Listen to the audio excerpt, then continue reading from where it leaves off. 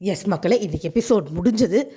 And இன்றைக்கி ப்ரொமோலாம் பார்த்தப்ப பயங்கர மிஸ்கைடிங் சேனலு. வியானா மாதிரியே ரம்யாவும் வந்து வன்மத்தை கொட்டுறாங்க அப்படிங்கிற மாதிரி ஒரு கைடன்ஸ் கொடுத்துருந்தாங்க சேனலில். ஆனால் அந்த மாதிரி இல்லை. வியானா அளவுக்கு நிச்சயமாக ரம்யா வந்து வன்மத்தை கொட்டலை. சொல்லப்போனால் ரம்யாவை பிடிச்சி உட்கார வச்சு வச்சு ரம்யா வாயிலேருந்து வன்மத்தை வியானா தான் பிடிக்கிட்டு இருந்துச்சு. இதெல்லாம் 1 ஹவரில் வரல. ஆனால் வியானா என்ன ட்ரை பண்ணாலும் ரம்யா வந்து சொல்ல வேண்டியவங்கள்ட்ட சொல்ல வேண்டிய டோனில் கரெக்டாக சொல்லிச்சே ஒழிய ஓவர் போட் போகலை. ஏன்னா வியானாவை வெளியில் எப்படி செருப்பால் எல்லோரும் கழுவி கழுவி ஊற்றிட்டு இருக்காங்கிறதையும் ரம்யா பார்த்துட்டு வந்திருப்பாங்க இல்லையா. ஸோ வியானா மாதிரி கேட்டால் இருக்கிற கொஞ்சம் கொஞ்சம் பேரும் போயிடும் ரம்யாவுக்கு தெரியும். ஸோ ரம்யா சுதாரிச்சிருச்சு. அதுதான் ஆக்சுவலாக நடந்தது இன்றைக்கி. அதனால் ரம்யா பற்றி கம்ப்ளைண்ட் எதுவும் வைக்கலை நம்ம, ஓகேவா. ஸோ என்ன ஸ்டார்ட் ஆகுதுன்னா, காலையிலேயே விக்ரம் போய் சொல்லிடுறாரு கேமராவில், நான் மணி பாக்ஸ் எடுக்க போகிறதில்ல, என்னை எதிர்க்கிறவங்க ஒரு சிலர் இருக்காங்க, எனக்கு சப்போர்ட் பண்ணுறவங்க ஒரு சிலர் இருக்காங்க, அவளுக்காக நான் விளையாடுறேன் அப்படின்னு. விக்ரம் கிட்ட எதிர்பார்த்தது இதுதான். ஏன்னா இப்போ எனக்கெலாம் வந்து எல்லாருமே தப்பு பண்ணுறாங்க, விக்ரமும் தப்பு பண்ணியிருக்காரு. ஆனால் மணி பாக்ஸ் எடுத்துகிட்டு அதை ஃபிட் பண்ணிட்டு போகிற அளவுக்கு அவர் மோசமானு கேட்டால் நான் கண்டிப்பாக இல்லைன்னு தான் சொல்லுவேன். உழைச்சிருக்காருங்க, இவ்வளோ நாள் ஒரு கேரக்டரையும் உயிரை கொடுத்து பண்ணியிருக்காரு. இதுகளை மாதிரி சும்மா பேசிட்டு சுற்றலை. நிறைய தவறுகள் இருக்குது, நான் இல்லைன்னு சொல்லவே மாட்டேன். ஆனால் அந்த ஒரு விஷயத்துக்கு எஃபர்ட்னு ஒன்று இருக்குல்ல. ஒரு கேமுக்கு அவர் போட்ட எஃபர்ட், அவர்கிட்ட இருக்க சின்சியாரிட்டி ரொம்ப பெருசு. எனக்கு அதே மாதிரி தான் சுபிக்ஷா கிட்டேயும். அந்த ஷோவுக்கு வந்துட்டோம், அதுக்கு ஒரு சின்சியாரிட்டி கொடுத்தாங்க ஒரு கட்டத்துக்கு அப்புறமா. அது இல்லாத நாயெல்லாம் வந்து பேசிகிட்டு இருக்குது, உள்ளே இருக்கிறவங்க ஏன் இருக்கக்கூடாது. இதுங்கெல்லாம் இந்த வியானாலாம் பேசிட்டு அவர் மணி பாக்ஸ் எடுத்துகிட்டு போயிடுது. எனக்கு ரொம்ப டிசப்பாயிண்ட் ஆகிருக்கும் சீரியஸாக. நல்ல வேலை சுதாரிச்சிட்டு. அப்படி அதுக்கு ஒரு பெரிய ஹெல்ப் பண்ணது பிரவீன். ஆக்சுவலாக நேற்று அழகாக சொன்னார், உங்களுக்கு ஓட்டு போட்டவங்க வந்து இவர் வந்து கேமராவில் ஒரு விஷயம் சொன்னார், 1 hour பார்த்துருந்தீங்கன்னா தெரிஞ்சிருக்கும். எனக்கு ஓட்டு போட்டவங்க வந்து இந்த வாரம் நான் இருக்குன்னு போட்டிருக்க மாட்டீங்க, நான் வின்னர் ஆகணும் தான் போட்டிருப்பீங்க, ஸோ உங்களுக்காக விளையாடுறேன் அப்படின்ற அந்த வார்த்தை வந்து பிரவீன் சொன்னது. ஆக்சுவலாக அது ஹிட்டாகி தான் விக்ரம் மனசு மாறுச்சு. ஏன்னா முதலேருந்து ஓட்டு போட்டவங்க நீங்கள் ஃபைனலாக போய் நிற்பீங்க ஜெயிப்பீங்கன்னு ஒரு நம்பிக்கையில் தான் போட்டிருப்பாங்க. அவங்களுக்கு ட்ரூத்ஃபுல்லாக இருங்க, அவ்வளோதான். அதுக்கு தான் அதை தான் பிரவீன் சொன்னார். அதை புரிஞ்சுக்கிட்டு அவரும் ஓகே நான் மணி பாக்ஸ் எடுக்க மாட்டேன்னு ஸ்ட்ராங்காக சொல்லிட்டார். ஸோ விக்ரம் எடுக்க மாட்டார். யார் யார் PR, Vinod PR, Divya PR, Paru PR, Kamarudeen PR, யாருமே எதிர்பார்க்காதீங்க. விக்ரம் எடுக்க மாட்டார். அவர் எலிமினேட் ஆகி கூட 4th எலிமினேட் ஆகி கூட போய்கிட்டும். ஆனால் மணி பாக்ஸ் அவர் எடுக்கக்கூடாது. ஏன்னா அவர் போட்ட உழைப்புக்கு மரியாதை இல்லாமல் போயிடும். இல்லை அவர் வந்து ஒரு முடிவு எடுத்து சரி ஓகே நம்ம வின் பண்ண மாட்டோம் அவராக எடுத்துகிட்டு போனால் வேறு. இதுக்கெல்லாம் உடச்சி அவர் எடுக்கக்கூடாது. எனக்கு அதுதான் ஓகேவா. அது ஒன்று. அதுக்கப்புறமா வியானாவை கூட்ட போய் வச்சு செஞ்சார் நல்லா. ஏம்மா என்னமோ நீ சொன்னால் யாரும் கேட்கல, நான் சொன்னால் கேட்குறேன்னாங்களே, கேட்குறாங்க நீ என்னம்மா சொல்ல வர அப்படின்னு கேட்டார். அது சொல்லுது, இல்லை அந்த பெருங்காய டாஸ்கில் யாருக்கு எல்லோரும் கை தூக்குனாங்க அப்படின்னுச்சு. எனக்கு தான் தூக்குனாங்க அப்படின்னாரு. அப்படின்னுச்சு. என்ன எல்லோரும் தூக்குனாங்கன்னு எனக்கே தெரியும், ஏன் நீ நினைக்கிறேன் தான் நான் கேள்வி கேட்குறேன் அப்படின்னாரு. வியானா கிட்ட பதில் கிடையாதுங்க, நான் சீரியஸ் சொல்கிறேன். வியானாட்ட பதிலே கிடையாது. வியானாக்கு இருக்கிறது பச்சையான பொறாமை. அது லாஸ்ட்டு வாரம் போகிறக்கு முன்னாடி பேச்சப் ஆனதே பேர் கிட்டக்கூடாதுங்கிறதுக்காக பேச்சப் ஆச்சே ஒழிய அது மனசாரெலாம் பேச்சப் ஆகலை. அவர் கூட அவருக்கு தான் அதை புரிஞ்சுக்கிற தன்மை இல்லைன்னு எனக்கு சொல்ல தோணுது.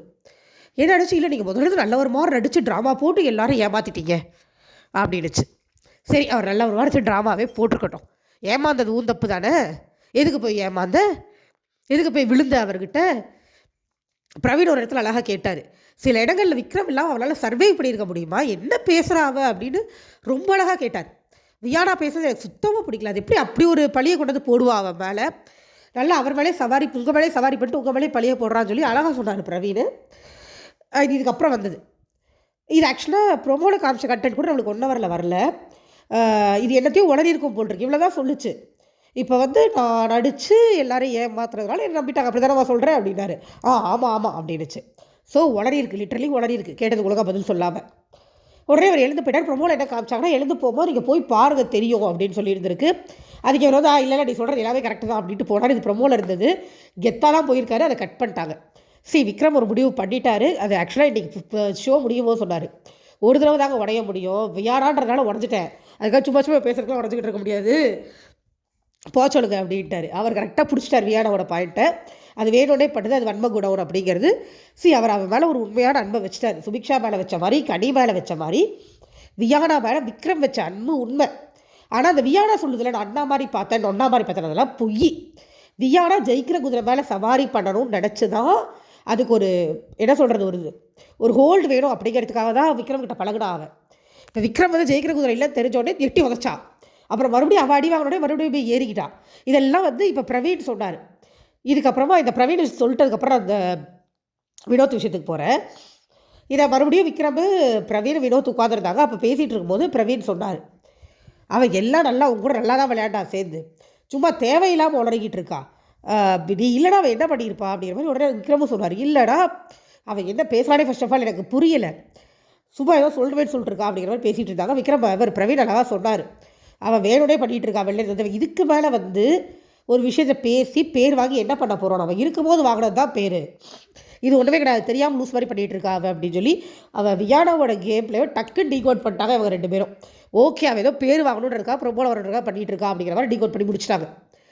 காலையில் இதுக்கெல்லாம் முன்னாடி இந்த வினோத்துக்கும் திவாகருக்கும் ஒரு சண்டை. இது திவாகர் சும்மா போனாலும் இந்த வினோத் விட மாட்டேங்கிறாரு. பிரவீன் அடிச்சுக்கிறாருன்னா Praveen out of the game. Praveen அடிக்கிறதுனால பிரவீனுக்கு எந்த பிரச்சனையும் இல்லை. இத்தனைக்கும் பிரவீன் கிட்ட வந்து அவர் நீங்கள் ரம்யாவை நாமினேட் பண்ணிட்டே இருந்தீங்களேன்னு தான் கேட்டார் பிரவீன் வந்து திவாகர்கிட்ட. திவாகர் ஆமான்னு சொல்லிட்டு போகிறாரு. உடனே வினோத் வந்து அவர் என்னையே தான் நாமினேட் பண்ணார், இப்போ பாரு வினோத்தும் பாரு அப்படின்னு சொல்லி பேச்சுவார்த்தை வளர்ந்து திவாகர் அங்கே ஸ்மார்ட்டாக பண்ணுறாராம். அவன் தான் அந்த பைத்தியம் சொல்லிட்டே படுது, நான் ஸ்மார்ட்டாக சாணக்கியராக பண்ணுறேன், மன்னிச்சிருக்க வினோத் அப்படின்னு. நீ அதை சொல்லக்கூடாது, மன்னிச்சிருக்கேன்னு சீட் மட்டும் போட்டுட்டு போகணும். ஆனால் அந்த லூஸ் அதையும் சொல்லுது, நான் சாணக்கியத்தனமாக பண்ணுறேன் பாரு, மன்னிச்சிருங்க அப்படின்ட்டு போச்சு. எனக்கு இங்கே வினோத் வந்து எப்பயுமே நான் முதல்ல சொல்லிட்டு இருக்கேன், வினோத் வந்து திவாகரை அடிக்கிறதுல ப்ராப்ளமே கிடையாது. ஏன்னா திவாகர் அடி வாங்க வேண்டிய ஆள். ஒரு கலையை பற்றி ஒன்றுமே தெரியாமல் அந்த கலையை நான் கற்றுக்க மாட்டேன்னு சொல்லிட்டு எனக்கு அது இருக்குன்னு அடம் பிடிக்கிறாரு. அது ரொம்ப ரொம்ப தப்பு. இது போய் ஏதாவது ஏஜ் விஷயம் ஏதோ போயிருந்துருக்கு, அதனால் நம்மளுக்கு 1 ஹவரில் வரல, நாங்கள் காலையில் லைவ்லையும் பார்க்கல. திவாகர் அண்ட் வினோத் விஷயத்தில் நான் வினோத்தை ஒன்றும் சொல்ல மாட்டேன். ஆனால் வினோத் அது இல்லாமல் நிறைய இடத்துல ஓவராக நிறைய தவறுகள் பண்ணுறாரு, ரொம்ப தலக்கடமாக பேசுகிறாரு. அது நடந்துக்கிட்டு தான் இருக்குது. பயங்கர ஹெட்வைட்டாக பேசுகிறாரு வினோத். அது எனக்கு சுத்தமாக பிடிக்கல. நான் அட்லீஸ்ட் பரவாயில்ல போயிட்டு போகுது, அவரால் ஜெயிக்கணும்னு இந்த வாரம் தான் ஒரு மைண்ட் செட்டுக்கு வந்தேன். அதையும் கெடுத்து விட்டார், ஒஸ்ட்டாக போயிட்டுருக்காரு. வியானா உட்கார வச்சு திவாகர்கிட்ட இந்த ரியாக்ஷன் காமிக்க அந்த ரியாக்ஷன் காமிக்குது. அவன் சொதப்புறான். அங்கேருந்து பிரவீன்லாம் கத்த ஆரம்பிச்சிட்டா, சோகனா மூஞ்சி இப்படி தான் வைப்பையா அப்படின்னு சொல்லி கிண்டல் பண்ணி சிரிச்சுக்கிட்டு இருந்தாங்க. அது வியானா குட்டி நான் பின்னாடியே சுற்றுது, இதுவும் இடம் கொடுத்துட்டு தெரியுது. அதெல்லாம் கன்றாவியாக இருந்ததுங்க. அப்புறம் வினோத் வந்து வியானா பேக்கப் போட்டுக்கிட்டு இருக்கும்போது அரோரா கிட்ட ஏதோ பேசி கலாய்ச்சிட்டு இருந்தார். அவர் என்ன சொல்கிறது, விளையாட்டாக தான் பண்ணுறாரா இல்லை தாழ்த்தி பேசுகிறாரா, இது எதுவுமே எனக்கு புரியலைங்க. எனக்கு அந்த வினோத்தோட ஆட்டிடியூட் அது பிடிக்கவே இல்லை. அது என்னங்க ஆட்டிடியூடு, ஒருத்தங்களுக்கு மொக்க மூஞ்சிங்கிறது, உன்னை விட வியானா பரவாயில்லன்றது எனக்கு அது புரியவே இல்லை. ஒரு வேளை வினோத் ரொம்ப நாளாக பண்ணிகிட்டு இருந்தார், 24 ஹவர்ஸ் பார்க்குறவங்களுக்கு தெரியும். ஆனால் இப்போ கூட கடைசி வாரத்தில் கூட ஏன் 1 ஹவரில் போடுறீங்க? எப்போயுமே அதெல்லாம் ஸ்கிப் பண்ணிவிட்டு வினோத் பண்ணுற நல்லது மட்டும் தான் வரும் 1 ஹவரில். அவர் இந்த மாதிரி நிறைய வேலைகளை பார்ப்பார் பின்னாடி போய். திவாகருக்கு பண்ணிக்கிட்டு இருந்ததுனால நம்மளுக்கு ஓகே, ஏன்னா திவாகரும் மோசமான ஆள் தான் அப்படிங்கும்போது அது தவறு இல்லை, திவாகரும் ஒழுக்கம் கிடையாது. ஆனால் அரோராலாம் அவரை ஒன்றுமே பண்ணுறதில்ல, விளையாடுது அவ்வளோதான். அப்புறம் அவர் விளையாட்டாரு, அதுவும் பாட்டு பாடி விளையாண்டுட்டு இருந்துச்சு. இது விளையாட்டு தானா இல்லை அவரோட புத்தியை காமிக்குதா என்னங்கிறது எனக்கு புரியல. ஆனால் நிறைய இடங்களில் வினோத் வந்து பயங்கர ஆட்டிடியூடாக பயங்கர திமிராக ஒரு பிஹேவ் பண்ணுறாரு. அது நடக்க தான் செய்யுது. இந்த மாதிரி கலாட்டாலாம் போச்சு. இதுக்கப்புறம் ஒரு இது டாஸ்க் ஒன்று வந்தது. இதில் ஒரு கோட் மாதிரி ஒன்று கொடுத்துருவாங்க, ரெயின் கோட் மாதிரி ஒன்று கொடுத்துருவாங்க. அது ஃபுல்லாக கம்பை தடவிட்டு தலையில் ஃபுல்லாக படத்தை போட்டிருப்பாங்க, அதில் உருண்டு படத்தை எடுக்கணும். இதில் விக்ரம் ஒரு வேலையை பார்த்தாரு. இந்த டாஸ்க் வந்து முதல்ல 4 பேர் தான் போகணுன்னு சொன்ன உடனே அரோரா வேண்டாம், ஏன்னா நான் தான் பெருசாக இருக்கேன், என்னோடய சர்ஃபேஸ் ஏரியா பெருசு, அரோரா குட்டியாக இருக்கா, வேண்டாம் அப்படின்லாம் சொன்னார். அது எனக்கு பிடிக்கல. பட் அதுக்கப்புறம் ஒரு வேலை பார்த்தார், அது நல்லா இருந்துச்சு. யார் ஓட் போட்டு சூஸ் பண்ணிக்கலாம் அப்படின்னு சொல்லி 2 பேருன்னு போனப்போ உடனே வினோத் வந்து அப்போ உங்களுக்குள்ளே ஓட்டு போடுவீங்க, நீங்களாம் குரூப்பு அப்படின்னாரு. இது வினோத் சொன்னதும் எனக்கு பிடிக்கல. இருக்கிறதே 6 பேர், அது 2 குரூப்பு. இதுக்கப்புறம் அவர் எதுக்கு அவரை செலக்ட் பண்ணலன்னா அவர் உடனே அப்படி குத்திடுவார். கத்திட்டு டக்குன்னு குத்திட்டார். அப்போ விக்ரம் ஸ்மார்ட்டாக ஓட் பண்ணார். சரி 4 பேருக்கு போடலாம், உன்னையும் கொண்டு வந்துடுறேன்னு சொல்லி வினோத்தை எடுத்துகிட்டு வந்துட்டார் ஓட்டிங்கில். சரி வினோத், திவ்யா, சாண்ட்ரா, அரோரா அது மாதிரி ஒரு 4 பேர் சொன்னார், சபரி சேர்த்து. அப்படி 4 பேர் போனோடனே வினோத்துக்கு ஓகே ஆகிடுச்சு. இப்போ குரூப்பிசம் இல்லையா? இந்த குரூப்பிசம் சொல்கிறவங்கள்ட்ட ஒரே ஒரு கேள்வி தாங்க, அவங்கள சேர்த்துக்கும் போது குரூப்பிசம் இல்லைன்றாங்க, அவங்க இல்லைன்னா குரூப்பிசம்ன்றாங்க. அதுவும் வினோத்தெல்லாம் அந்த வார்த்தையை சொல்லலாமா? அவர் சொல்லிக்கிட்டே இருக்கார், நான் இண்டிவிஜுவல் பிளேயரு, நான் பின்னாடி பேச மாட்டேன், நான் புதுக்கிட்ட தான் பேசுவேன். அது இதுக்கு நீங்கள் ரிஜிஸ்டர் பண்ணிகிட்டே இருக்கீங்க. அதெல்லாம் இல்லாமவும் நிறைய குறைகள் இருக்குது வினோத்கிட்ட. இது இப்போ அவர் பண்ண எனக்கு சுத்தமாக பிடிக்கல. நீங்கள் என்னப்பா குரூப்பாக அவங்களுக்குள்ளே போட்டுப்பீங்க அப்படின்னாரு சம்மந்தமே இல்லாமல். அதை கரெக்டாக சபரியும் விக்ரமும் கூட பேசிக்கிட்டாங்க, அவர் அப்படி தான்டா, அவர் சேர்த்துக்கிட்டா குரூப் இல்லை, அவர் சேர்த்துக்கலனா குரூப்பு அப்படின்ட்டு. அதை ஒரு மாதிரி விளையாட்டாகவே எடுத்து முடிச்சு விட்டுட்டாங்க. எல்லாருக்கும் தெரிஞ்சு போச்சு வினோத் தான் வின்னர் அப்படின்னு. ஆனால் டிசர்வ்டான்னு கேட்டால் கண்டிப்பாக கிடையாது. இதுக்கு முன்னாடி இருக்கிற சீசன்லாம் கூட லாஸ்ட் வீக் வர வர நம்ம மனசு ஒரு மாதிரி சமாதானம் ஆயிரும். சரி ஓகே, ஏதோ ஒன்று உழைச்சிருக்காங்க, ஏதோ ஒன்று பண்ணியிருக்காங்க, இருந்துட்டு போட்டோம் அப்படின்னு. ஆனால் வினோத்தை பொறுத்த வரைக்கும் பாட்டு பாடினார், புசுக்கு புசுக்குன்னு கோவப்பட்டு கத்துவார், ஒரு விஷயத்தையும் காது கொடுத்து கேட்க மாட்டார், கிண்டல்கிற பேரில் தரக்குறைவாக பேசுவார். திவாகரத்தோடு மற்றவங்களை அவர் பேசுகிறது நான் சொல்கிறேன். ரொம்ப ரொம்ப மோசமாக இந்த வீட்டை விளையாண்டுட்டு இருந்த ஒருத்தர் கூட ஃப்ரெண்டாக இருந்தார். அவர் செஞ்ச தப்பு எதையுமே தட்டி கேட்காமல் அவர் தப்பு பண்ணும்போதெல்லாம் சப்போர்ட் பண்ணிகிட்டு இருந்தார். அண்ட் அவங்க ரெண்டு பார்வதியும் அமிர்தியும் பண்ண நிறைய விஷயங்களுக்கு அவர் சப்போர்ட் பண்ணியிருக்கார். அவங்க 2 பேரும் பண்ண எல்லாமே தவறுகள். இதில் வந்து வினோத் 100% டிசர்வ்டான்னு கேட்டிங்கன்னா கண்டிப்பாக கிடையாது. என்னையை கேட்டால் இருக்கிறத பெட்டர் அவரான்னு கூட நான் சொல்ல மாட்டேன். என்னையை பொறுத்த வரைக்கும் நீங்கள் பெட்டர்னு கேட்டிங்கன்னா யாருக்கும் உடன்பாடு நிறைய பேருக்கு இருக்காது, ஏன்னா எல்லாம் பிஆர் டீமு. ஆனால் என்னை பொறுத்த வரைக்கும் சபரி, அரோரா இல்லை விக்ரம், இவங்க 3 பேர் தான் ஓரளவுக்காவது டிசர்வ்டு. ஏன்னா சின்சியாரிட்டி, முதலேருந்தே சின்சியாரிட்டி, எல்லாம் 3 பேருமே ஏதாவது சொன்னால் உட்காந்து கேட்பாங்க, அதுக்கப்புறம் தான் ரியாக்ட் பண்ணுவாங்க. ஒத்துக்கிறேன்றதெல்லாம் கேட்டுட்டு தான் சொல்லுவாங்க. முடிஞ்ச வரைக்கும் சின்சியராக இருந்தாங்க, முடிஞ்ச வரைக்கும் பிக் பாஸ் மதிக்க ட்ரை பண்ணாங்க. ஸோ இந்த 3 பேர்கிட்ட இருக்கிற சின்சியாரிட்டி, தெளிவு, இதெல்லாம் வந்து மற்ற 3 பேர்கிட்ட இருக்கான்னு கேட்டால் கண்டிப்பாக எனக்கு கிடையாது தான் தோணுது. பட் எனிவேஸ் வினோத் தான் வின்னர். அவங்க எனக்கு கொஞ்சம் அவர் டிசர்வ் இல்லாத வின்னர் தான். அது மனசு ஆறாது. சபரியும் அரோராவும் விக்ரமும் ஜெயிச்சா எனக்கு மனசு ஆறிடும். என்னைய மாதிரி இருக்கிற தாட் ப்ராசஸ் இருக்கிற ஒரு சிலருக்கு ஆறும். ஆனால் இவர் ஜெயிச்சார்னா நிறைய பேருக்கு ஆறாது. ஏன்னா நிறைய தவறுகள் அவர் பண்ணுறாரு. தவறுகள்ங்கிறத விட அவ்வளோ ஒர்த்து இல்லை அப்படிங்கிறது தான். ஓகேவா? ஸோ இது ஒன்று முடியுது. இதுக்கப்புறமா இவங்க வராங்க, பாட்டு போடுறாங்க. Ramya and Apsara entry. ரம்யா விக்ரமை கிழிச்சிட்டாங்க, ரம்யா சாண்ட்ராவை கிழிச்சிட்டாங்க, ஆச்சா போச்சா ஆகோச்சான்னு வெளியில் வந்து அவ்வளோ பில்டப் பண்ண மாதிரிலாம் ரம்யா எதுவும் பண்ணல. ரம்யா வந்து வியானா வாங்கின அடியை பார்த்துட்டு வந்திருக்காங்க. ஸோ அவங்க அந்த அடியை வாங்கலாம் தயாராக இல்லை. அவங்க என்ன பண்ணுறாங்க, முதல்ல எல்லாரையும் கட்டி பிடிச்சி சாண்ட்ரா அழுகுது. அது ட்ராமாங்க, சீரியஸாக. எனக்கு என்ன புரியல சாண்ட்ரா கிட்டனா, வெளியில் போய் சாண்ட்ரா பார்வதி பேசுறது ரம்யா பார்த்துருக்க மாட்டாங்கன்னு அவங்களுக்கு என்ன அப்படி ஒரு நம்பிக்கை? நீ கட்டி பிடிச்சி அழுகிறியா, அந்த பொண்ணை பற்றி நீ தப்பாக தானே பேசினேன். சாண்ட்ராக்கு என்ன தெரியுமா ஆயிடுச்சு, ரம்யா பொண்ணு நம்ம ரம்யா மிஸ் பண்ண எல்லா பக்கமும் சொல்லியிருக்கோம். அதனால் ரம்யாவுக்கு நம்மளை பற்றி ஒன்றும் தெரியாது, லூசு மாதிரி நினச்சிக்கிட்டு இருக்குது. ரம்யாவாக வேறு வழி இல்லாமல் கட்டி பிடிச்சிட்டு பரவாயில்ல, அந்த இடத்துல மூஞ்சியில் அடித்த மாதிரி ரம்யா சொல்லலை. அது நல்லா இருந்தது. ஏன்னா அது நல்லா இருக்குது. அதில் என்ன தான் பண்ணியிருந்தாலுமே மூஞ்சியில் அடித்த மாதிரி அந்த இடத்துல சொல்லக்கூடாது. ஒதுக்கி விட்டதுக்கப்புறம் சபரிட்ட போய் பேசுனாங்க, எல்லார்ட்டையும் பேசினாங்க. பேசிட்டு ரம்யா சும்மா தான் சுற்றிட்டு இருந்தாங்க. இந்த வியானா தான் பிடிச்சி வாயை கிளறி. அப்போ தான் ரம்யா சொல்கிறாங்க, விக்ரம் வந்து சொன்னதை சொல்கிறாங்க, என்னை ஒரு இடத்துல வேஸ்ட்டு கோலன் நாமினேட் பண்ணியிருக்காரு. வியானாட்ட தான் முதல்ல அந்த பேச்சு போச்சு. உங்களுக்கு அது 1 ஹவரில் வரல. அது அவங்கள ரம்யாவை உட்கார வச்சுட்டு வியானா மோசம் சாண்ட்ரா மோசம் ரிஜிஸ்டர் பண்ணிகிட்டு இருந்துச்சு. அப்சரா கூட உட்காந்து என்னென்னமோ சொல்லி பார்த்தாங்க. அப்சரா ஆக்சுவலாக அதெல்லாம் உடன்பாடு. ஏன்னா அப்சரா 2 வாரத்தில் போயிட்டாங்க. இதெல்லாம் வந்திருக்கோம், நம்ம ஜாலியாக இருக்கலாம் 2-3 தடவை சொன்னாங்க. அப்சரா கேட்கல. வியானாவும் ரம்யாவும் அவங்க என்ன பண்ணிட்டாங்க, அங்கேயிருந்து அப்படியே நைஸாக நடுவிட்டாங்க. அந்த இதுலேருந்து அவங்க எழுந்து சபரி விக்ரம் அரோரா கூட இருந்தாங்க, ஜாலியாக பேசிகிட்டு இருந்தாங்க. அந்த ஒரு பக்கம் ஃபன் கான்வர்சேஷன் போயிட்டே இருக்குது, இன்னொரு பக்கம் அந்த வன்மம் போயிட்டே இருக்குது. இது எப்போனா நைட் ஆனோடனே மறுபடியும் ஒரு டாஸ்க் ஒன்று கொடுக்குறாங்க. இந்த மாதிரி யார் வந்து எக்ஸ் கண்டஸ்டன்ஸில் இருக்கிறவங்க வந்து இவங்க இருக்கிறதுக்கு தகுதி இல்லைன்னு சொல்லணும் அப்படிங்கிற மாதிரி, அதாவது ஃபைனலிஸ்ட்டில் இருக்கிற இவங்க வந்து இவ்வளோ தூரம் வரத்துக்கு தகுதி இல்லைன்னு சொல்லணும்னு ஒரு டாஸ்க்கு. அந்த டாஸ்க் லெட்டரை படிக்கும் போதே இந்த வியானா என்ன பண்ணிச்சு, டாஸ்க் லெட்டர் இதுவும் உங்களுக்கு 1 ஹவரில் வரல, டாஸ்க் லெட்டர் தூக்கிட்டு வெளியில் ஓடி வந்து வாங்க எக்ஸ் கண்டஸ்டன் நம்மளுக்குலாம் ப்ரோமோ கண்டென்ட் கிடச்சிருக்கு அப்படின்னுச்சு. பிக் பாஸ் உடனே ஒரு செருப்படி கொடுத்தாரு. ப்ரோமோவில் வரதுக்காகலாம் சொல்லக்கூடாது, உண்மையை சொல்லுங்கள் அப்படின்னாரு. இல்லை பஸ் உண்மைதான் அப்படின்னு சமாளிச்சிருச்சு. அப்போ அது வாயால் ஒத்துக்குச்சு வியானா, ப்ரோமோ கண்டென்ட் கொடுக்க தான் ட்ரை பண்ணுறோம் அப்படிங்கிறது. ப்ரோமோன்னு அந்த லூஸ் எதுக்கு இப்படி ப்ரோமோ கலையுதுனே தெரியல. யோசிச்சு பாருங்கள், ஃபைனலிஸ்ட்டாக வந்து உட்காந்துருக்கிறவங்களில் விக்ரம் ஆகட்டும், சபரி ஆகட்டும், வினோத் ஆகட்டும், அரோரா ஆகட்டும், அதிக ப்ரோமோவில் வராதவங்க தான். திவ்யாவும் சாண்ட்ராவும் தான் மேபி அதிக ப்ரோமோவில் வந்திருப்பாங்க அங்கே இருக்கிறவங்களில். என்னடா பண்ண போகிறீங்க ப்ரோமோ வச்சுக்கிட்டு? பார்வதி ரேஞ்சுக்கு வச்சுட்டாங்க வியானாவை. இதுவே காப்பாற்றுறதுக்கு ஒன்றும் இல்லை, அவளை தான் குளித்தொட்டி புதைக்க வேண்டியதான். வருது, படிச்சுட்டு அந்த இதை இவங்களுக்கு இங்கே லாய்க்கே இல்லை அப்படிங்கிறத அழுத்தி வேறு படிக்குது. படிச்சுட்டு போய் உட்காருது. அப்போ ரம்யா எழுந்தோன்னு சொல்கிறாங்க, எனக்கு சாண்ட்ரா வந்தது எனக்கு தகுதி இல்லைன்னு தோணுது, அதே மாதிரி அரோரா வந்த தகுதி இல்லைன்னு தோணுது. ரொம்ப டீசெண்டாக சொல்லிட்டு போனாங்க. பிரவீன் வந்தார், அவரும் அதே சாண்ட்ரா அரோரா அவர் விளையாட்டாக சொல்லிட்டு போனார். எப்படி இவ்வளோ தூரம் வந்த, அதுதான் எங்களுக்கு புரியவே இல்லை அப்படின்னு விளையாட்டாக சொல்லிட்டு போயிட்டார். அடுத்து இந்த வன்மவியானா எழுந்து வருது.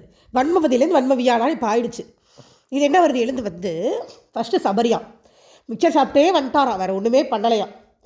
அடுத்து சாண்ட்ராவா சுத்தமாக தகுதி இல்லையா அந்த வீட்டில் இருக்கிறதுக்கு. இதுவாது ஏதாவது பண்ணியிருக்கான் அந்த சபரிக்கிட்ட, நான்லாம் ஏதாவது பண்ணியிருக்கேன் ஆனால் நீலாம் ஒன்றுமே பண்ணல.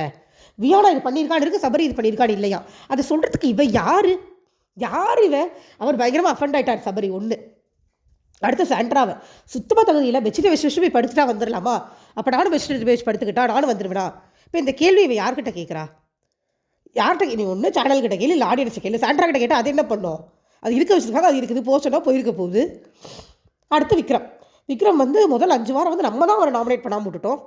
நம்ம தப்பில் அவர் வந்துட்டார், கவனித்து நாமினேட் பண்ணியிருக்கணும். ஒரு டைம் மிஷின் வேணால் வாங்கி தரேன் போறியாம்மா பின்னாடி அப்படிங்கிற மாதிரி இருந்தது. பைத்தியம்.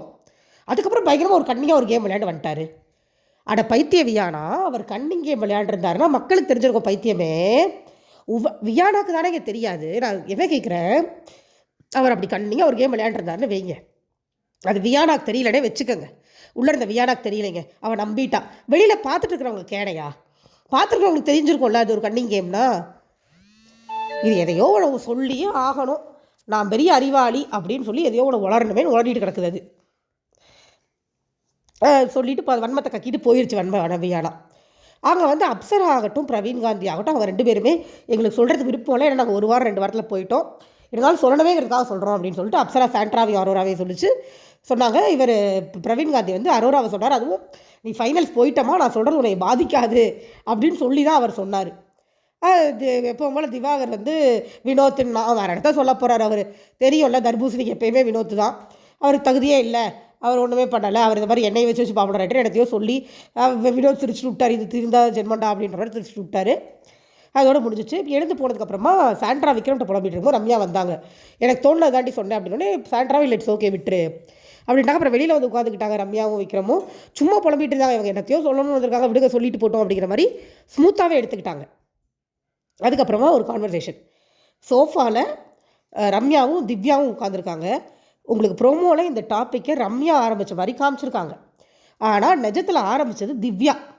திரும்பியும் அதையே எடுக்கிறாங்க. நேற்று தான் விக்ரம் பேசி முடிச்சு இவங்களும் போய் இல்லை நீங்கள் ஃபீல்லாம் பண்ணாதீங்க, எல்லோரும் ஒரு கடத்தில் தப்பு பண்ணுறதான்னு ரொம்ப நல்ல விளாட்டம் பேசிட்டு இப்போ மறுபடியும் எடுக்கிறாங்க. அதை சொன்னப்போ எனக்கு ரொம்ப கஷ்டமாயிடுச்சு. ஃப்ராடு கோலன்லாம் எப்படி அவர் சொல்லலாம்? அவர் சொன்னால் மட்டும் நியாயம், அடுத்தவங்க சொன்னால் தப்பு. இதை நான் சொல்லிட்டே எனக்கு வியானா வந்து சொன்ன உடனே எனக்கு அவ்வளோ சந்தோஷமாக இருந்துச்சு அப்படிங்கிறாங்க திவ்யா. திவ்யானா பண்ணது பிடிக்காம இல்லைனா கழுவி ஊற்றிட்டு இருக்காங்க. நான் என்ன கேட்குறேன், திவ்யா எந்த தப்புமே பண்ணது இல்லையா? விக்ரம் தப்பு பண்ணுறாருங்கிறதுக்காக திவ்யா பண்ண தப்புலாம் எப்படி சரியாகும்? நான் சொல்லவா, திவ்யா வந்த உடனே ஃபர்ஸ்ட் ஆஃப் ஆல் அந்த பிக் பாஸ் கொடுத்த டாஸ்க்கை மதிக்கலை. தலைவலின்னு ஒரு ட்ராமா போட்டுட்டு, அது ட்ராமா தான், நைட்டு ஃபுல்லாக உட்காந்துருந்தாங்க ட்ராமா போட்டுட்டு. தலைவலி இருந்தால் மாத்திரை போட்டு படுக்கிறது விட்டு போட்டு நைட்டு ஃபுல்லாக மாத்திரை போடாமல் உட்காந்துட்டு அந்த நேரத்தில் விக்ரம சாண்ட்ரா திட்டுற எல்லாத்தையும் ஜாலியாக உட்காந்து என்ஜாய் பண்ணிகிட்டு இருந்தாங்க, என்கரேஜ் பண்ணிகிட்டு இருந்தாங்க. சும்மாலாம் ஒன்றும் இல்லை என்ன. அதே மாதிரி ஒன்றுமே பண்ணலை அந்த தில்லானா மோகனாம்பாள் டாஸ்கில். டான்ஸுக்கும் ஒரு காரணம் கண்டுபிடிச்சி, நான் அந்த பகவானியை அசிங்கப்படுத்த மாட்டேன்னு ஒரு காரணம் கண்டுபிடிச்சி பெர்ஃபார்மன்ஸே பண்ணலை. அதுக்கு ஏன் எனக்கு பெஸ்ட் பெர்ஃபார்மன்ஸ் கொடுக்கலன்னு விக்ரமோட சண்டை போட்டுட்டு இருந்தாங்க. சம்மந்தமே இல்லை. எனக்கு தெரிஞ்சு விக்ரமுக்கு அவங்களுக்கு முதல்ல கிளாஷ் வந்ததே அங்கே தான். அதுக்கப்புறம் வினோத்கிட்ட ஒரு சண்டை, வினோத்தை பேச விடாமல் இவங்க பேசி பேசி சண்டை. இதெல்லாம் திவ்யா பண்ணாங்க. திவ்யா ரொம்ப ஒழுக்கமானு நான் கேட்குறேன். திவ்யா அந்த முதல் 3 வாரம் யோசிச்சு பாருங்கள். கெமி கூட ஒரு சண்டை, சாப்பாடு சமைச்சு போடும்போதெல்லாம் மூஞ்சி தூக்கி வச்சுட்டு போடுறது. மேனேஜர் போஸ்ட்டே பிடுங்கினாங்க ஹோட்டல் டாஸ்கில் வந்த முதல் வாரம். இந்த அம்மா கேப்டன்ஷிப் கொடுத்தா லபோதிபோன்னு கத்தி வீட்டில் இருக்கிறவங்களாம் டென்ஷன் ஆகி ஒழுங்காக மேனேஜராக இருக்க முடியாமல் இதுக்கிட்ட மேனேஜர் போஸ்ட்டை பிடுங்கி அதுக்கப்புறம் விக்ரம் கிட்ட கொடுத்தாங்க. எனக்கு என்னமோ அங்கேயே இது சொல்லுது, விக்ரமுக்கு அங்கேயிருந்தே வந்து அந்த கோவமே போல அப்படிங்கிறது, சாண்ட்ரா டாஸ்க் பண்ண கோவமே. ஆனால் எனக்கு என்னமோ அங்கேயிலேருந்தே வந்து திவ்யா விக்ரம் மேலே கோவமோன்னு தோணுது. இதோட மேனேஜர் போஸ்ட் தானே பிடிக்க அவர்கிட்ட கொடுத்தாங்க. அவர் அதுக்கப்புறம் சூப்பராக பண்ணார், அதை என்னால் பொறுத்துக்க முடியல. இது அப்போயிலேருந்து விக்ரம் மேலே வன்மத்தை வச்சுக்கிட்டு இருக்குது, சொல்லிகிட்டே இருக்குது. ரம்யா கொஞ்ச நேரம் உட்காந்து கேட்டு பார்த்தா, அப்புறம் ரம்யா கொஞ்சம் நேரம் கழிச்சு சொன்னாங்க, இல்லை அவர் அழுதுகிட்டே இருக்காரு, என்னை மட்டும் கோலன்னு சொன்னார், நான் கேட்பேன், அப்புறமா கேட்குறேன் அப்படின்ட்டு போயிட்டாங்க. நான் கூட ரம்யா வாயை கொடுத்து வாங்கிக்குமோன்னு நினச்சேன், பட் அதெல்லாம் எதுவும் பண்ணலை. அதுக்கப்புறம் ஒரு டாஸ்க் வருது, எக்ஸ் கண்டஸ்டன்ஸ் வச்சு வெர்சஸ் இப்போ இருக்கிற ஃபைனலிஸ்ட் ஜெயிச்சா அவங்களுக்கு 3 லட்ச ரூபா, எக்ஸ் கண்டஸ்டன் ஜெயிச்சா ஒன்றும் கிடையாது. இதில் வந்து இவங்க ஃபைனலிஸ்ட்லேருந்து வினோத், சபரி, திவ்யா, அங்கேருந்து வந்து வியானா, பிரவீன், ரம்யா. இதில் வியானா சபரி தான் வருது.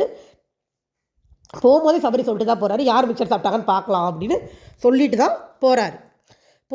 வியானா ஒரு பக்கம் விளையாடுறாங்க, சபரி ஒரு பக்கம் விளையாடுறாங்க. சபரி முடிச்சு கிட்டத்தட்ட 5 நிமிஷம் கழிச்சு தான் வியானா முடிக்குது அந்த டாஸ்க்கை. அவர் நல்லா கேட்டார் டாஸ்க் முடிச்சு. ஆக்சுவலாக பட் பிரவீனும் ரம்யாவும் நல்லா விளையாண்டதுனால எக்ஸ் கண்டஸ்டன் ஜெயித்தாங்க. வினோத்தும் திவ்யாவும் சொதப்பினதுனால இவங்க ஃபைனலிஸ்ட் ஜெயிக்கலை. ஆனால் நல்லா கேட்டார் சபரி, யார் மிச்சம் சாப்பிட்டது, நானா நீயா, போட்டி போட்டு ஒரு கேம் ஜெயிக்க முடியல வந்துட்டேன் அப்படின்னு அசிங்கமாக கேட்டு போனார். மூஞ்சி கொண்டு போய் எங்கே வச்சுப்பா? மிக்சர் சாப்பிட்டாங்க நீயே. ஒரு சின்ன டாஸ்க்கு, துப்பு இருக்கா உனக்கு? நீயும் யங்ஸ்டர் தானே, சொல்லப்போனால் சபரியோட சின்ன பொண்ணு தானே, ஏன் உன்னால் முடிக்க முடியல? பாய் தான், வேறு ஒன்றும் கிடையாது. அப்புறம் சொல்லுது, உள்ளே போய் சபரி போயிட்டார், உள்ளே போய் ரம்யா நல்லா விளையாடுன்னு சொல்லிட்டு இருந்தாரு. ரம்யா கேட்டுருச்சு ஒரு வழியாக விக்ரம்கிட்ட, எதுக்கு விக்ரம் வளரீங்க, என்னை கோலன்லாம் சொல்லி நாமினேட் பண்ணீங்கல்ல, அப்படின்னா வந்துருச்சுமா, நான் என்ன பண்ணுறது அப்படின்னாரு அவர். அது சொன்ன கம்ப்ளைண்ட்டுக்கு அவர் எதுவுமே சொல்லலை. நீங்கள் அழாதீங்க விக்ரம் நல்லா விளையாடுங்கன்னு கை கொடுத்துட்டு போயிடுச்சு. அது திவ்யாட்ட கம்ப்ளைண்ட் பண்ணும்போது, வியானிட்ட கம்ப்ளைண்ட் பண்ணும்போது அது ஒரு குறை மாதிரி சொல்லுச்சு. ஆனால் விக்ரம் கிட்ட விவரமாக கையை கொடுத்துட்டு, சரியான விவரம் ரம்யா கையை கொடுத்து ஓடி போயிடுச்சு. இங்கே வியானா உட்காந்து சொல்லிட்டு இருக்கு திவ்யா கிட்ட, இதுக்கு தான் திவ்யா கெஸ்ட்டாக ஃபைனலிஸ்டானே நான் வச்சேன். கெஸ்ட்டோட ஏதோ இருக்கிறாங்க திவ்யா, ஃபைனலிஸ்ட்டோட போகவே மாட்டேங்கிறாங்க. கேட்டால் அவங்க இவங்களை ஒதுக்கிட்டாங்க. கிடையாது, திவ்யா கூட பேச எல்லாம் ரெடியாக தான் இருக்காங்க. திவ்யா பேச மாட்டேங்குது. அதுக்கு விக்ரம் மேலே வன்மத்தை கக்கணும், சாண்ட்ரா மேலே வன்மத்தை கக்கணும், எல்லாரும் வன்மத்தை கக்கிறதுக்காக எக்ஸ் கண்டஸ்டன்ஸோடய உட்காந்துக்கிட்டு இருக்காங்க. வியானா சொல்லுது திவ்யா கிட்ட, கேம் முடிச்சோடனே சபரி என்கிட்ட கேட்டாண்டி, மிக்சர் சாப்பிட்றேன், நான் மிக்சர் சாப்பிட்றேன், நீ சாப்பிட்றியா, ஒரு கேம் கூட ஜெயிக்க முடியலன்னு சொன்னால், ஒரு கேம் ஜெயிச்சா போதுமா? இந்த கேமுக்கு அவன் பிக் பாஸ்க்கு என்ன பார்ட்டிசிபேட் பண்ணியிருக்கான், வெறும் டாஸ்க் ஜெயிச்சா போதுமா அப்படின்னு கேட்க வேண்டியதானே அப்படிங்கிறாங்க திவ்யா. எனக்கு புரியல சீரியஸாகவே. அவர் ஜெயிச்சிருக்காரு, கான்ட்ரிபியூட் பண்ணியிருக்காரு வியானாவை விட நிறையவே, அதுதான் உண்மை.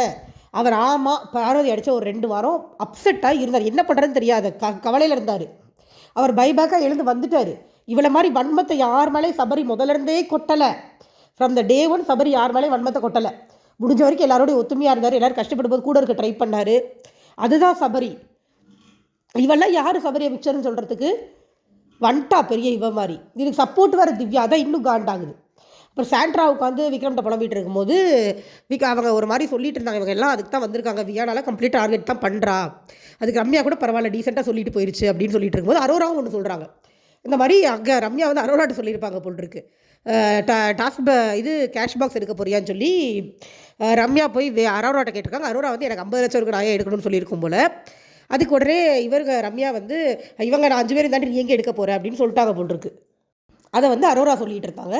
சாண்ட்ரா போலும் போது அதே மாதிரி விக்ரம் சொல்லிட்டு இருந்தார், ராமா வடக்கே தான் வந்திருக்கா, மற்றபடி பரவாயில்ல இருக்கிறவங்க பார்த்துக்கலாம், நம்ம ஒரு ஸ்டேஜுக்கு வந்துட்டோம், நம்ம பார்த்துப்போம் அப்படிங்கிற மாதிரி பேசி முடிச்சுட்டு இன்றைக்கி ஒரு மாதிரி முடியுது. நடுவில் அரோராவை துஷாரை வச்சு கிண்டல் பண்ணி பயங்கர சிரிப்புங்க சீரியஸாக. ஒரு பக்கம் சொன்னேன்ல ரம்யாவும் திவ்யாவும் புரண்டி பேசிகிட்டு இருந்தப்ப, இந்த பக்கம் பார்த்தா இவங்க அவ்வளோ அழகாக சிரித்து விளையாண்டுக்கிட்டு இருந்தாங்க. அரோரா வச்சு துஷாரை வச்சு ஓட்டி, அரோரா ஒரு பாட்டு வேறு பாடுது. அந்த பாட்டு எனக்கு பிடிச்சவனே அப்படின்னு குறுக்கு சிறுத்தவனே பாட்டு எடுத்து அது இப்போ வேர்ட்ஸ் எல்லாம் மாற்றி பாடுது. ஜாலியாக இருந்துச்சு, பயங்கரமாக ஓட்டிகிட்டு விளையாண்டுக்கிட்டு அழகாக என்ஜாய் பண்ணிகிட்டு இருந்தாங்க. பார்க்க ஃபைனல் வீக் அப்படி தானுங்க இருக்கும். என்ன தான் வந்து முரண்பாடுகள் இருக்கிறவங்க ஃபைனல்ஸ்க்கு வந்துட்டாலுமே ஃபைனல் வீக்கில் ஜாலியாக விளையாடுவாங்க. பொதுவாகவே ஃபைனல் வீக் அப்படி தான் இருக்கும். வர்ற எக்ஸ் கண்டஸ்டன்ஸும் சேர்ந்து விளையாடுவாங்க, ஜாலி தான் பண்ணுவாங்க. இருக்கும் மாற்றுக்கருத்துகள் இருக்கும், வருவாங்க சொல்லுவாங்க, டக்குன்னு மறந்துட்டு அடுத்ததுக்கு போயிடுவாங்க. இதுக்கு மறக்கவே மாட்டேங்குது. வியானா கக்கிலே இருக்குது வன்மத்தை வந்ததுலேருந்து. வியானா மட்டும் தூக்கி வெளியில் போட்டால் கூட அந்த வீடு நல்லாயிருக்கும். பார்வதிக்கு ரீப்ளேஸ்மெண்ட் பண்ண மாதிரி இருக்குது வியானா உள்ளே வந்தது. ஏதோ ஒரு இரிட்டேஷன் இருந்துக்கிட்டே இருக்கணும்னு சேனல் நினைக்கிறாங்களா, அதான் டிஆர்பின்னு நினைக்கிறாங்களாங்கிறது எனக்கு தெரியலை. பட் அது அப்படி தான் நடக்குது. பார்ப்போம் இது எங்கே போய் முடியுதுன்னு. நாளைக்கு என்ன ஆகுதுன்னு பார்க்கலாம். கேஷ் பாக்ஸ் யார் எடுத்தாங்கன்னு பார்க்கலாம். சபரின்னு ஒரு இது வதந்தி பரவுது, இருக்கக்கூடாதுன்னு நான் ஆசைப்பட்றேன். சாண்ட்ரா எடுத்துகிட்டு போனால் ஓகே, ஏன்னா எப்படினாலும் அவங்க போகிறது தான். ஸோ சாண்ட்ரா போனாங்கன்னா நல்லாயிருக்கும். நாளைக்கு யார் வராங்க, என்ன நடக்குது, என்ன ஏதுங்கிறதுலாம் நம்ம பார்க்கலாம். தேங்க்யூ. நாளைக்கு கிடைக்குமா ஃபஸ்ட் ப்ரோமோ வரும்போது இந்த இன்ஃபர்மேஷன்லாம் வந்துடும், அதோடு வரேன். நன்றி.